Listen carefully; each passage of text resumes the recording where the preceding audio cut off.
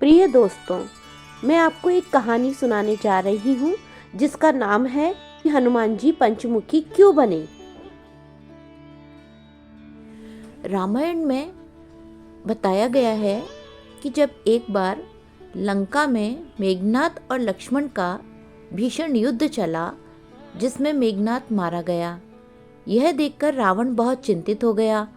उसने सोचा कि किसी भी तरीके से मेघनाद तो मारा ही नहीं जा सकता क्योंकि वह तो बहुत पराक्रमी था। लेकिन जब उसने लक्ष्मण का पराक्रम सुना तो वह थोड़ा तनाव में आ गया।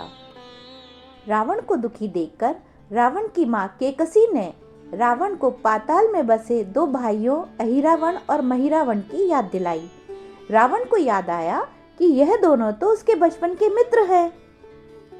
रावण यह भली प्रकार जानता था कि अहिरावण और महिरावण तंत्र मंत्र के महापंडित हैं, जादू टोने के धनी और महाकामाक्षी के परम भक्त हैं।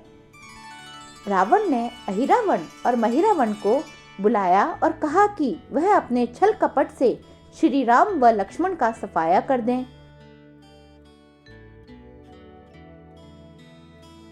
यह बात दूतों के जरिए विभीषण को पता लग गई। विभीषण अच्छे से जानता था कि अहिरावण व महिरावण दोनों ही परम मायावी हैं और यह सोचकर विभीषण बहुत ही चिंता में पड़ गया। विभीषण ने अपने मन की बात परम वीर हनुमान जी को बताई कि राम और लक्ष्मण जी को खतरा है। राम लक्ष्मण की कुटिया लंका में सुवेल पर्वत पर बनी थी। हनुमान जी ने भगवान श्री राम की कुटिया के चारों ओर सुरक्षा घेरा खींच दिया ताकि कोई भी जादू टोना तंत्र मंत्र या मायावी शक्ति या राक्षस उसके अंदर न जा सके। अहिरावण और महिरावण जब श्री राम और लक्ष्मण को मारने के लिए उनकी कुटिया तक पहुंचे तो सुरक्षा घेरे के आगे उनकी एक न चली। उनकी चाल असफल हो गई। तभी महिरावण ने सोचा क्यों ना विभीषण का रूप धरकर कुटिया में प्रवेश किया जाए। जैसे ही अहिरावण और महिरावण ने कुटिया में प्रवेश किया तो देखा कि राम और लक्ष्मण पत्थर की सपाट शिलाओं पर गहरी नींद सो रहे थे। दोनों राक्षसों ने बिना आहट किए शिला समेत दोनों भाइयों को उठाकर वह अपने निवास पाताल में ले गए। विभीषण लगातार सतर्क थे। उन्हें तुरंत ही पता लग गया कि कुछ अनहोनी घट चुकी है। उन्होंने तुरंत हनुमान जी को बुलाया और कहा कि वह महिरावण का पीछा करें और अपने असली रूप में न रहकर किसी और रूप को धारण करें। हनुमान जी ने तुरंत ही पक्षी का रूप धारण किया और वह निकुंभला नगर पहुंच गए। तभी हनुमान जी को पाताल के प्रवेश द्वार पर एक अद्भुत पहरेदार मिला जिसका आधा शरीर वानर का और आधा मछली का था। उसने हनुमान जी को पाताल में प्रवेश करने से रोक दिया। द्वारपाल ने हनुमान जी से कहा कि आप मुझे परास्त किए बिना अंदर नहीं जा सकते। दोनों में लड़ाई ठन गई। हनुमान जी की आशा के विपरीत वह बहुत ही बलशाली और कुशल योद्धा निकला। दोनों ही बड़े बलशाली थे। दोनों में बहुत भयंकर युद्ध चला, लेकिन बजरंगबली के आगे कोई टिक न सका।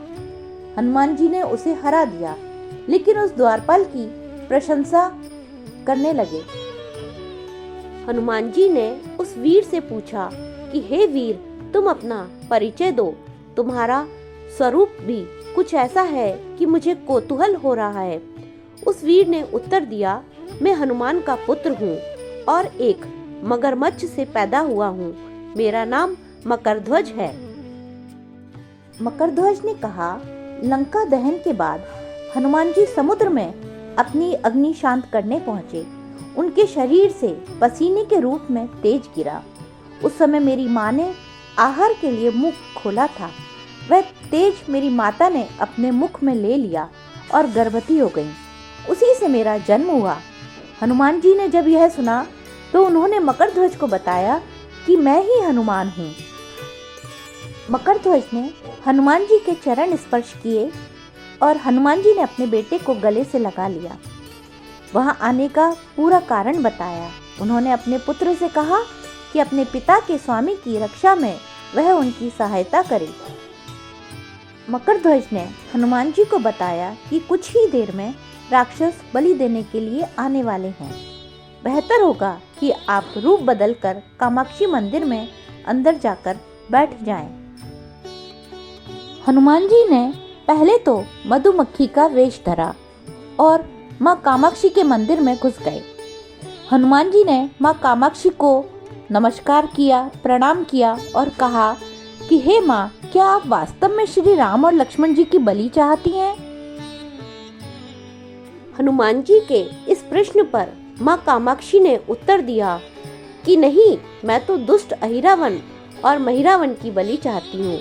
यह दोनों मेरे भक्त तो हैं, पर अधर्मी और अत्याचारी भी हैं। आप प्रयत्न करो, सफल होगे।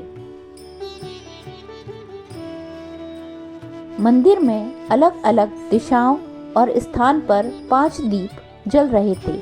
माँ ने कहा, यह दीप अहिरावण ने मेरी प्रसन्नता के लिए जलाए हैं।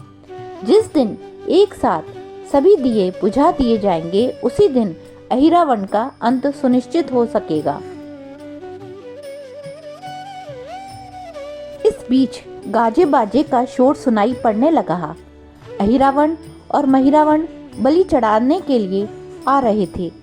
हनुमान जी ने अब माँ कामाक्षी का रूप धरा। जब अहिरावण और महिरावण मंदिर में प्रवेश करने ही वाले थे कि हनुमान जी का महिला स्वर गूंजा।